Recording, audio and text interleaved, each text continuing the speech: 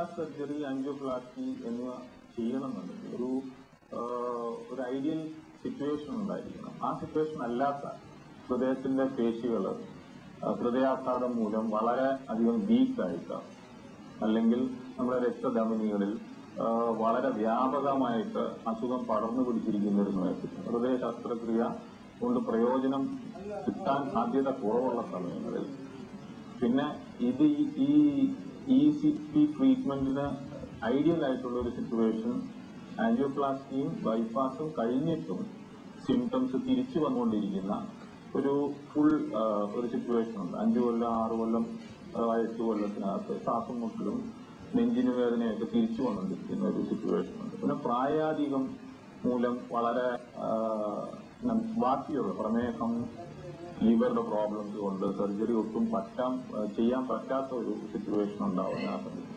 ഇങ്ങനെയുള്ള എല്ലാ രോഗികൾക്കും ഇത് വളരെ ഉപയോഗപ്രദമായിട്ട് നമുക്ക് 35 ദിവസം ഒരു സർജറി ഇല്ലാണ്ട് ഇഞ്ചക്ഷനോ മരുന്നുകളോ കുത്തിവയ്പ്പോ ഒന്നുമില്ലാണ്ട് നമുക്ക് 35 മണിക്കൂർ 35 ദിവസം ഓരോ മണിക്കൂർ വെച്ച് പേഷ്യൻസിന് ട്രീറ്റ് ചെയ്തെടുക്കാവുന്നതാണ്.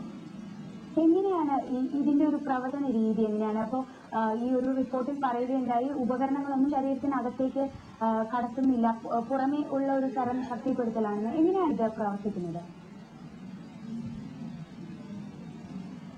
ഇത് നമ്മൾ പറയുകയാണെങ്കിൽ ഇപ്പൊ നമ്മൾ ഇതിൽ കണ്ട പോലെ ഒരു ബ്ലഡ് പ്രഷർ പമ്പ്, കയ്യിൽ നമ്മൾ ബ്ലഡ് പ്രഷർ നോക്കുമ്പോൾ ഒരു കപ്പ് കിട്ടും. അതേപോലത്തെ കപ്സ് നമ്മുടെ കാലുകളിൽ 3 സ്ഥലത്തായിട്ട് ഇങ്ങനെ കെട്ടുന്നു. ആ കെട്ടുന്ന കപ്സ് ഹൃദയത്തിന് രക്തം കിട്ടുന്ന ഒരു സമയമുണ്ട്. ആ സമയം എന്ന് പറയുന്നത് നമ്മുടെ ഒരു ഹൃദയം ഇടുപ്പിന്റെ ഇടയ്ക്കുള്ള ഒരു പ്രത്യേക ഒരു ടൈം പീരീഡാണ്, ഡയസ്റ്റോൾ എന്ന് പറയും. ആ ഡയസ്റ്റോളില് കാലിന്റെ ഏറ്റവും താഴത്തെ ഭാഗത്തു നിന്നും മുകളിലേക്ക് ഹൃദയത്തിലേക്ക് രക്തം ആ കാണുന്ന കപ്പ് വഴി പമ്പ് ചെയ്ത് കയറ്റുകയാണ് ചെയ്യുന്നത്. ഈ പമ്പ് ചെയ്യുമ്പോൾ മുമ്പിൽ തടസ്സമുണ്ടെങ്കിൽ, ഇപ്പൊ ഒരു വെള്ളം ഒഴുകി പോവാണെങ്കിൽ മുമ്പിൽ തടസ്സമുണ്ടെങ്കിൽ എന്ത് സംഭവിക്കുന്നു? സൈഡിലേക്ക് ഇത് തിക്കുന്നു. അപ്പൊ ഉപയോഗശൂന്യമായിട്ടുള്ള നാര് പോലുള്ള ഒരുപാട് ചെറിയ വെസൽസ് ഉണ്ട്, കൊളാറ്ററൽസ് എന്ന് പറയുന്നത്. അതാണ് നമ്മളൊരു 7-8 കൊല്ലം എക്സസൈസ് ചെയ്യുമ്പോൾ നമുക്ക് ഡെവലപ്പ് ചെയ്ത്, ഇങ്ങനെ ഹൃദ്രോഗം ബ്ലോക്കൊക്കെ ഉള്ള ആൾക്കാർക്ക് ഡെവലപ്പ് ചെയ്ത് ഈ ബ്ലോക്ക് ആയിട്ടുള്ള വെസൽസിന് ചുറ്റും ഇത് വളർന്ന് ആ മസിലിലേക്ക്, ആ പേശികളിലേക്ക് രക്തം എത്തിക്കുന്നത്. ഇതുകൊണ്ടാണ് ഇതിനെ നാച്ചുറൽ ബൈപ്പാസ് എന്ന് പറയുന്നത്. ഇത് വളരെ ഒരു 4 ഇരട്ടി 5 ഇരട്ടി ഫോഴ്സിലാണ് ഇതിനെ അങ്ങോട്ടേക്ക് രക്തം പമ്പ് ചെയ്യുന്നത്. അപ്പൊ ഈ പറയുന്ന രക്തക്കുഴലുകൾ ഒരു നാച്ചുറൽ ബൈപ്പാസ് എന്ന രീതിയിൽ 35 ദിവസം ഓരോ മണിക്കൂർ കൊണ്ട് വളരെയധികം ഡെവലപ്പ് ചെയ്ത് ഒരു 7-8 കൊല്ലം എക്സസൈസ് ചെയ്യാൻ പറ്റാത്ത അവസ്ഥയിൽ നടക്കാൻ പറ്റാത്ത ഒരു സിറ്റുവേഷനിൽ, ഓപ്പറേഷനും പറ്റാത്ത നെഞ്ചിന് വേദനയുള്ള ഒരു സിറ്റുവേഷനിൽ ആൾക്കാർക്ക് ഇത് വളരെ ഉപയോഗപ്രദമായിട്ട്.